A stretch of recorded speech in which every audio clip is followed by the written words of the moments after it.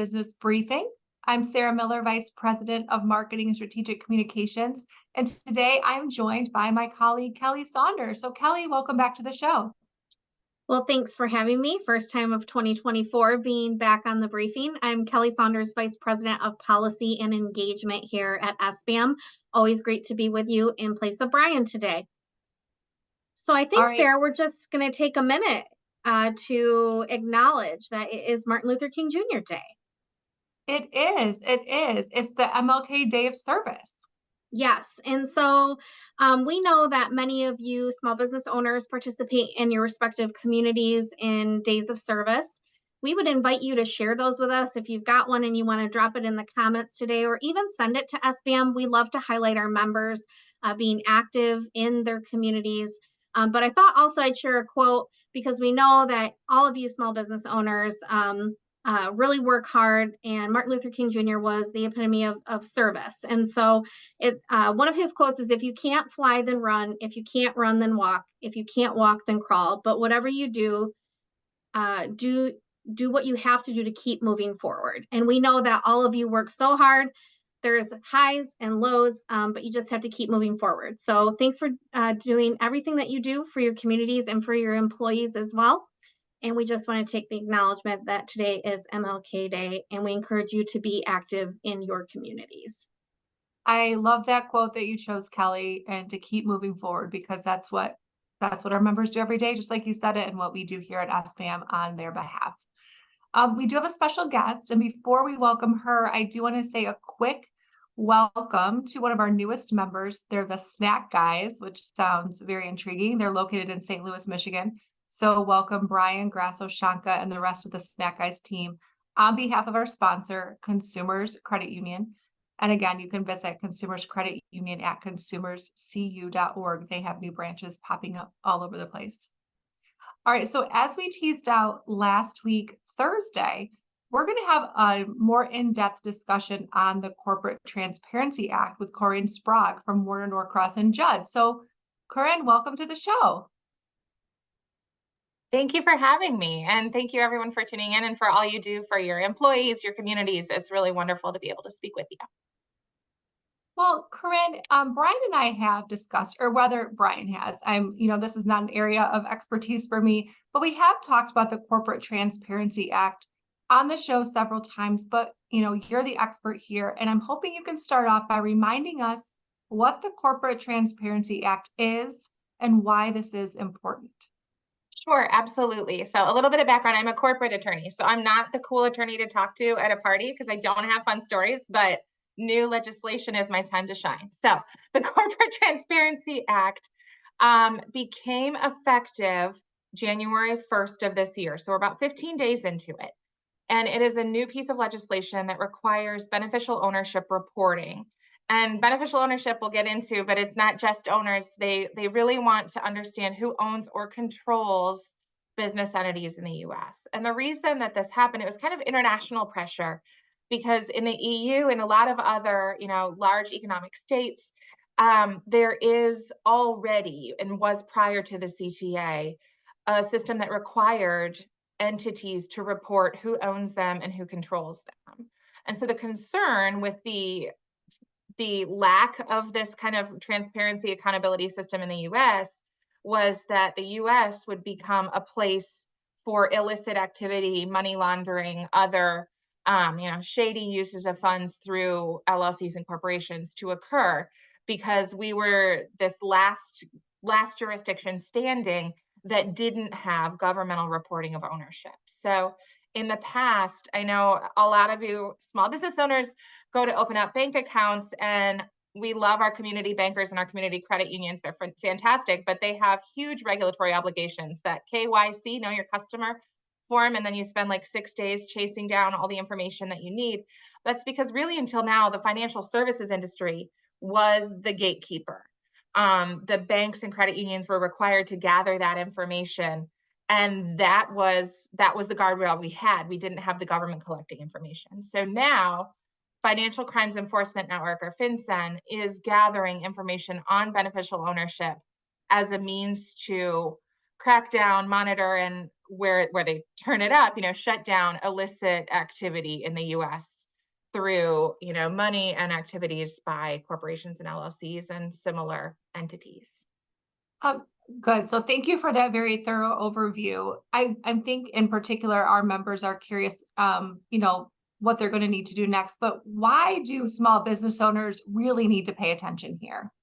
So a lot of the largest entities are exempt. There is an exemption so that your entity does not have to report under the CTA if it has more than 20 employees, so at least 21, and a physical place of business in the US and over $5 million in revenue as reported on your last tax return. Now, there are some tricky things, right? You could have a really large company, but all your employees are housed in an employee leasing entity over here and not the operating entity. And it has to be at the operating entity. You need to have 21 or more employees. But for small businesses, a lot of small businesses don't have 21 FTEs and or $5 million reported income on the last tax return that was filed. So for many, many small businesses, this is going to be an issue. We also run into a lot of time in my practice, I work really closely with family-owned businesses. And a lot of families have an entity that's their business and then an entity that's their real estate. And then that real estate entity leases property to the business or just holds some investment property, or our entrepreneurs have little, they're entrepreneurial people. They have little side ventures. They might own a rental property that they keep in an LLC for liability protection.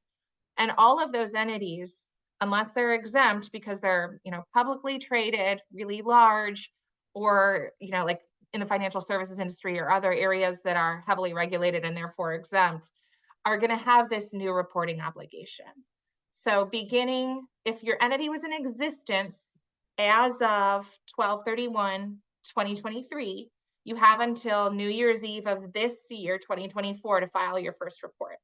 Then once you file your report, if any information changes, you have an obligation to update that information within 30 days. So the nice thing is we have kind of a long on-ramp to get used to this reporting, but it is here and it's here to stay. And it's just another piece of paperwork that businesses aren't used to doing, and business owners focus on the day-to-day needs of their employees, customers, suppliers, communities, and not necessarily, check this little regulatory box, but it's an important regulatory box to check.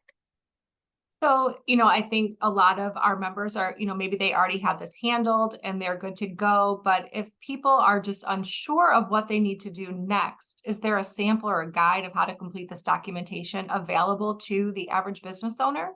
There are, and they're free, which is wonderful. So you can always call your attorney, your CPA, and I'm sure that they're able to walk you through it. But if you go to FinCEN, FINCEN.gov/BOI, that's FinCEN's kind of landing page where there are a lot of resources, and there's actually a link that it's a big rectangle that says reference materials. They've prepared a really detailed guide for small businesses to help answer questions. So that compliance guide is a small entity compliance guide. Don't hit print right away because it's like 60 something pages, but it has really solid answers to your most basic questions. For each entity, you need to report entity information, which is going to be, principal address, taxpayer identification number, jurisdiction of formation, and then for each beneficial owner, you report name, residential address, date of birth, driver's license, passport, other government issued ID number, the jurisdiction that issued that ID, and a copy of the ID. So if you have a lot of beneficial owners, that can add up pretty quickly. And your beneficial owners don't have to actually have ownership. So if you own 25% of the outstanding equity or a majority of the voting equity, you're a beneficial owner. But it's ownership or control. So if you have a non-owner executive that's CEO, CFO, general counsel, or performing those tasks regardless, you can call them a president instead of a CEO, but if this individual is your chief executive of your business, that would count. And they don't have to have any equity to be a beneficial owner. They're presumed to be a beneficial owner due to the degree of control they exert. So the small business compliance guide that FinCEN has put out really, except in situations where you've got really complex ownership structures, it is a pretty helpful guide. And then these reports are just submitted online.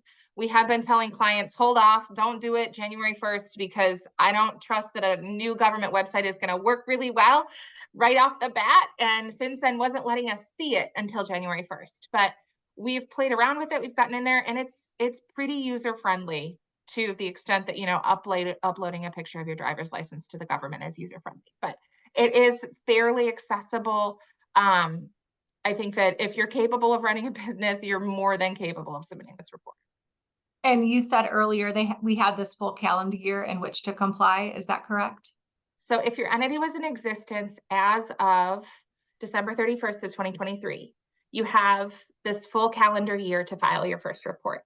If you form a new entity in 2024, that entity has 90 days from the date of formation, which is when the articles of organization, articles of incorporation, certificate of incorporation, whatever document you file with Michigan LARA or in every other state, the Secretary of State, to form that entity. As soon as that entity is officially formed under state law, you have 90 days from that moment. Going forward, that's going to be only 30 starting in 2025. But because this is a new reporting system, and because I think FinCEN got a lot of comment letters saying, please don't trip people up here, give them time to figure it out. We've got 90 days for entities formed in 2024. All right. Are there any other tips or tricks or information you think would be helpful for the small business owners watching this? The only thing I can say, and I don't think FinCEN did us any favors, is remembering that beneficial owner doesn't just mean owner.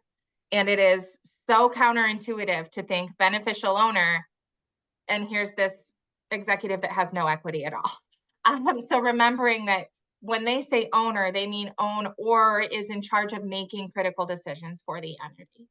I would also recommend, if you've got kind of complex trusts that are, you know, layers and layers of trusts that own your businesses, trusts themselves are not formed by a filing with the state. So a trust is not going to have a reporting obligation. But figuring out beneficial ownership of an operating company or a holding company, whatever, and a company that has kind of a complex ownership structure with trusts, the way that decisions are made in that trust, who the trustee is and how decisions are made, can really dictate who the beneficial owner is deemed to be. So if you had a complex ownership structure with complex trusts set up, presumably you have a trust on estate planning attorney that you're working with. Talk to that person and make sure you understand exactly whose information needs to be reported. And then to simplify reporting going forward, entities and individuals can get what's called a FinCEN identifier number. And I think this is really handy because any change in the information previously reported to FinCEN has to be reported again in an update within 30 days.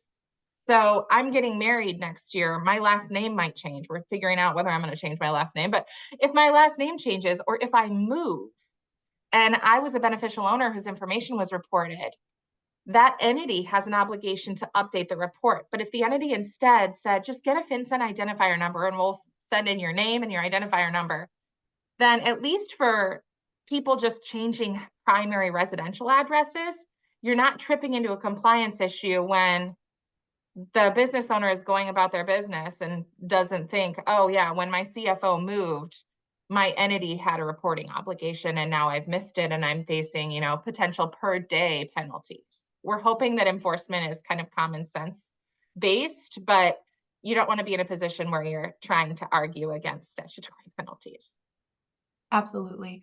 Well, Corinne, thank you so much for breaking this down for us today and for our members. I know we've had a lot of requests to cover this in more detail. So we appreciate your time. We appreciate Warner Norcross and Judd's partnership over the years and look forward to working with you all as we continue into 2024. So thanks again for joining Wonderful. us. Thank you. It's been a pleasure. Have a good one. Thank you. Thanks. All right. So Kelly, we have some other topics to cover today. The first that I want to talk about is the Revenue Estimating Conference that was held on Friday. Do you have any updates for us? I do, and I'm sure Brian will go into this deeper on Thursday. So I'm going to keep it high level, but we've talked about the Revenue Estimating Conference on this program before. Brian, more specifically, just as a way to show, as we head into a new budget cycle, what are the revenue estimates that are coming in for this current fiscal year, and what could it be for upcoming years. And so they did meet on Friday, to your point, Sarah. I liked MERS, who obviously is a good partner of ours. They said these weren't jaw-dropping numbers, but if you recall, the last budget, essentially because of the federal funds that were coming into Michigan, we had more money than we ever had before. And so Democrats that obviously control the legislature at this time, and the governor, had a lot of opportunity to work on specific projects that were important to them, or to put money into things that maybe they found to be more in their lane or their scope of work. And so when the revenue estimating conference was held on Friday, it was released by, remember, the 4 people that sit on that revenue estimating conference are the treasurer, the governor's budget director, the House Fiscal Agency, and the Senate Fiscal Agency. And so they reported that the Michigan's general fund and school aid fund would increase $417.9 million above last May's projections for the current fiscal year, and $146.9 million for fiscal year 2025. So why this is important is because the fiscal year 24 budget was projected to be 31.1 billion, but after this report, it now will go up to 31.5 billion. And so those projections are still 0.9% lower than the 31.8 billion that was expected last June. But revenues in 2025 during this conference as well are expected to be 2.5% greater. And in total, the state is expecting 31.54 billion in 2024, and then 32.33 billion in fiscal year 2025. It is important to note that these projections that were approved last Friday, specific for this fiscal year, did include the 2023 policy implementation changes that occurred this past year. So really, I mean, specifically for policymakers who have, we've talked a lot about how this is 40 years that Democrats have not been in control, but now are feeling pretty good about this revenue estimating and seeing this, little bit of a bump. When I think that people were a little bit more nervous that we were going to see decreases. So, this is just, us updating you and making sure that you know what's going on, but also other things to note. The fiscal year for the state's general fund is expected to drop 2.6% from the projection made when crafting last year's budget. But the school aid fund will actually see an increase. We know that Democrats put a lot of emphasis on making sure that the school aid fund was bumped up to provide more resources to school districts. And so we are seeing that increase, come to fruition. But an interesting piece when these numbers were released is that, that here at SBAM, we have really advocated for the income tax rollback and have been very vocal about how much that really is, owed specifically to small business owners across Michigan. And so a couple of folks in the minority party pointed out that this, dollar amount that is extra, that is right about around the amount that income tax rollback would be into the economy. And so, we do notate that ourselves, that there was this worry, across the board that income tax rollback was needed for services, but it looks like really they could do both if they wanted to. So, I'm just gonna leave that there. But in another kind of historic way, this was the first time that the 4 different people representing those agencies, House Fiscal, Senate Fiscal, Budget Director, and the Treasurer, were all led by women. And we know that Governor Whitmer has put a huge emphasis on having women involved in her cabinet. And so this is another mile marker that all women were leading this conference for the first time, and just something cool to note as we move forward. Yes, absolutely. So with the release of the report, what are economists predicting or saying about Michigan's economy overall? Sure. So at the revenue estimating conference, there are economists that come and present to this conference, obviously.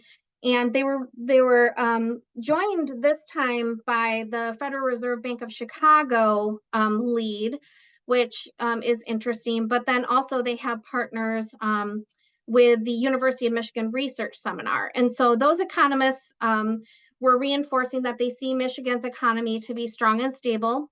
But they were addressing some struggles that we have talked about here on the briefing before. So let me just go over that. They do foresee that there will be a soft patch in the economy that will be expected during the first half of this year. And so what does that mean? So those two economists were saying that that essentially they feel like they're going to avoid the recession that we had been talking about all these months. But they also kind of gave themselves an out in saying they're uncertain. But there are certain things that with that soft landing that they feel like are coming down. So for instance, they feel like that unemployment's going to remain low. There will be more people that are returning to the workforce from COVID-19. Interest rates are expected to lower. Inflation is starting to come down. And so that soft landing is being connected to, if these things continue to come down, they feel like that recession will be avoided. But what does that mean for Michigan, essentially?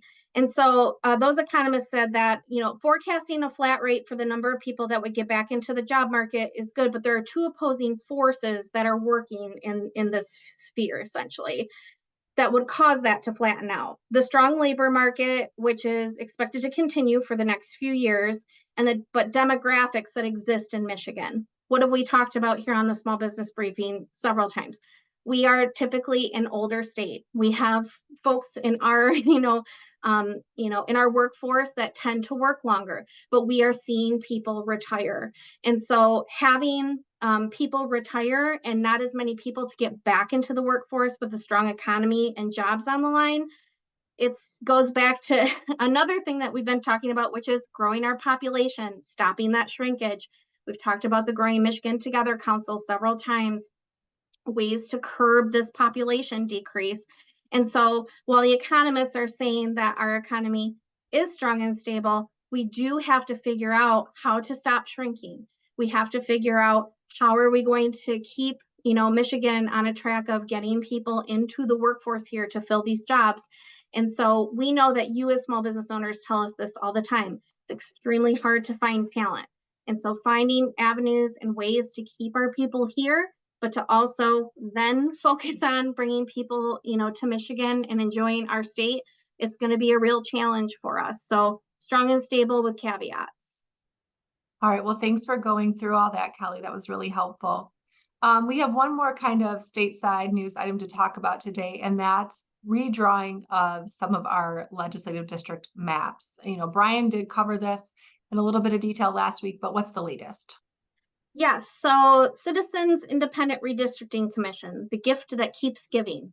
I know that Brian has been over this several times, but there was a federal judges on Thursday that ordered the appointment of 2 special masters to assist in the redraw of 13 Detroit State House and Senate seats, and solidified a March 29 deadline for the court's adoption of final redrawn maps. So what does that mean? Who are special masters? These are essentially professionals that come in if the Citizens Independent Redistricting Commission cannot achieve the goal essentially of redrawing these districts themselves. So think of them as like babysitters, if you will, that are really pros in these lanes to evaluate not only the maps that are being drawn by the commission, but also to draw their own maps in case the commission cannot achieve the goal. And then, so that's one of the special masters' jobs. The second is to essentially review and make sure that they are in compliance. And so when you're saying, well, who are these special masters? Essentially, they are, 2 people that don't even live in Michigan. So I guess you could say they have an unbiased view of like what our makeup is, and nothing nefarious happening. So One is from Brigham Young University, and the other one is from California Irvine. And so this is just kind of an interesting process, obviously, but a few key things that would kind of get under the skin of most people is that this redraw, the fact that the commission has filed a stay to not have this happen, this all costs money. And we have to, obviously, as a state, I say we, because this commission is a taxpayer funded commission. Essentially, we'll have to pay for these two special masters to come in and do this work. The lawsuit that the commission has filed, that also takes money. And so there's a director of the commission that said that they would be going to the legislature asking for additional funds to be allocated to pay for all this work. And the amount of money that it costs is what costs the entire commission to run for the year. So that's the kind of lawsuit, or the kind of legal fees that we're dealing with this commission, which is extremely frustrating for people. It's just as a reminder, the reason that these have to be, redrawn is because of equal protection clause was essentially violated. So there's a series of dates that have to be, essentially met for this to be, taken care of. Essentially, February 2nd is the first deadline to turn in the maps and then them to be evaluated. But everything has to be put into place by March 29, because elections for the House specifically are later this year. I know we've talked a lot about special elections. That's not included in what we are talking about to fill the 2 vacant seats in the House currently. And the Senate seats that have to be redrawn can wait until 2026. That is outlined in the court case that the federal judges released late last week. But this is really unfortunate, the road that this commission has found itself down.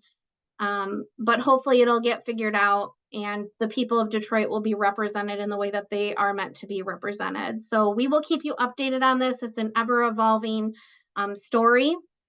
But as I said, the gift that keeps giving. All right, we have a couple other issues, these at the federal level. First of all, a brief update of what happened in DC over the weekend with the potential for the government shutdown. Sometimes I feel like it's Groundhog's Day when I'm on here, because I feel like I reported out on this story last year, but Congress is again taking up a stopgap bill because they have not finalized a budget. And if they do not get this continuing resolution through this week, there are several federal departments that essentially run out of money on Friday. And so members of in Congress and in the Senate have worked, over the weekend to try and come to a resolution that would extend out a continuing resolution essentially for the next couple months to try and get a budget passed. There's numerous reasons why this is important. Obviously, we can't have very vital departments like defense and other, departments not having funds in order to continue to run effectively. And we know that many of our members are affected by things like this. Even the talk of a government shutdown really hurts their business. And so on the political front, it continues to get complicated for the Speaker of the House. If you recall, Kevin McCarthy was essentially kicked out because he had, he was working too closely with Democrats, and the far right of the party did not appreciate that. They have a new speaker. He's essentially continuing to do the same thing, working with Democrats to try and make sure that we don't have a shutdown. There's increasing pressure there for him.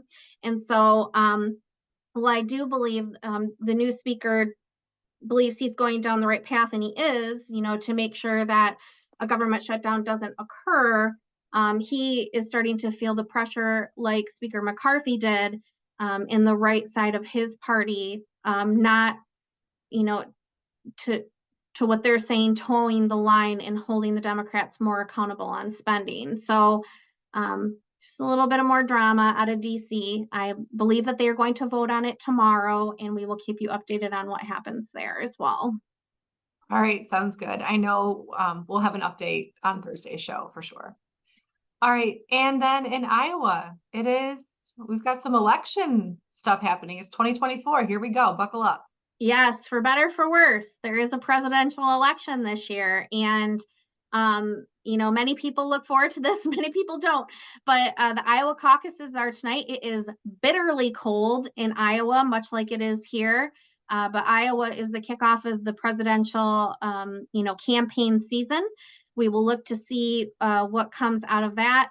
This is just a personal opinion, I'm a little skeptical on what happens in Iowa because whoever wins in Iowa never wins, but I could be wrong. So we'll see what happens there, but make sure to tune in and keep yourself educated on what's going on in the presidential race that will be coming to Michigan before you know it on February 27th.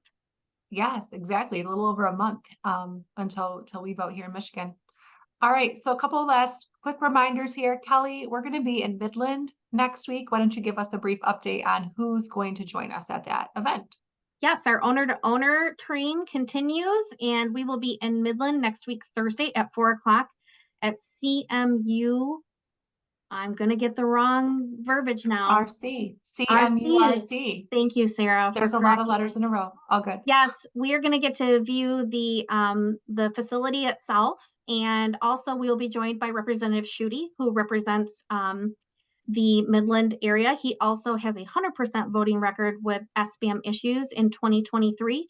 So if you are a small business owner in the Great Lakes Bay area or have other friends that are small business owners, please come see us next week, Thursday. You can contact Andrea or myself here at SBM if you're interested in attending. All right, and we do have a webinar tomorrow. It's called Leading for Wellbeing, Navigating Mental Health in Your Business. And so you can register for that on our website along with the O2O events. Just go to sbm.org/events and you'll see everything we have coming up. Thank you all for joining us today. We appreciate you tuning in, and we will be back here Thursday at 3 p.m. See you Thursday.